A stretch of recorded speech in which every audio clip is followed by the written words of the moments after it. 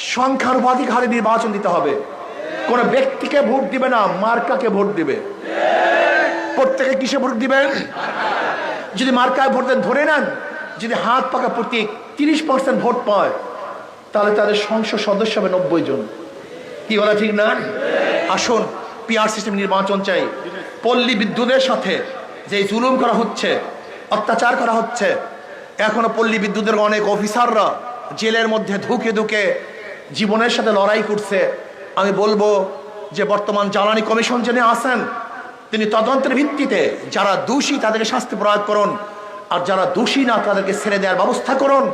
এবং পল্লী বিদ্যুতের মধ্যে যে ঝামেলা চলতেছে, বৈষম্য চলতেছে, সেই বৈষম্য দূর করে সুন্দর এক পল্লী বিদ্যুৎ উপহার দেন, যার মাধ্যমে মানুষ সুন্দর মতো বিদ্যুতের সেবা পেতে পারে। সেই ব্যবস্থা আপনাকে অবশ্যই করতে হবে। আর গ্যাস, ভোলার গ্যাস ঘোলায় বন্টন করা, এটা তাদের প্রায়োরিটি।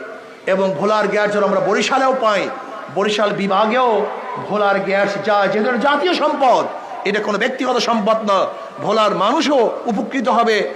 পার্শ্ববর্তী বরিশাল বিভাগেও যদি ভোলার গ্যাস দেওয়া হয়, তাহলে সেখানে ইন্ডাস্ট্রিজ গড়বে, বরিশালের বিভাগের মানুষ সেই ইন্ডাস্ট্রিজে কাজ করবে, কর্মসংস্থা বাড়তে থাকবে, বরিশাল বিভাগটা আলহামদুলিল্লাহ অর্থনৈতিকভাবে চাঙ্গা হয়ে যাবে। কাজে আমরা সবাই সমৃদ্ধভাবে এই দেশকে গড়ার চেষ্টা করি।